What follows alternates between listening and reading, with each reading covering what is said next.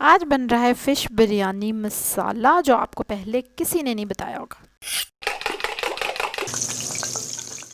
बिस्मिल्लाहिर्रहमानिर्रहीम, अस्सलाम-ओ-अलैकुम, welcome to my channel. चलो जी, हम शुरू करते हैं फटाफट।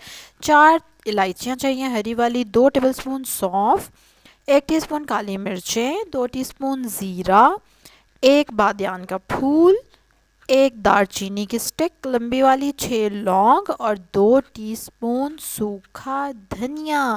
ठीक है। अब इन सारे मसालों को आपने बिल्कुल हल्की आंच पे 30 से 40 सेकंड के लिए बस रोस्ट करना है। ठीक है। एक तो आंच तेज़ नहीं करनी, दूसरा टाइम ज़्यादा नहीं करना, और उसके बाद उतार लेना है। फिर आपने उसको ठंडा होने देना है और उसके बाद इसको अच्छी तरह से ग्राइंड कर लेना है।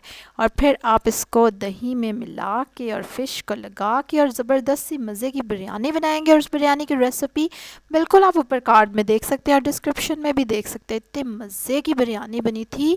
इसी तरह की मज़े मज़े की यूनिक रेसिपीज़ अगर आपने देखनी है तो उसके लिए सब्सक्राइब करें मेरे चैनल को, बेल आइकन पे क्लिक करें और कमेंट करके ज़रूर बताएं कि आपने कभी फ़िश बिरयानी ट्राई की है। अगर की है तो वो कैसी बनी थी।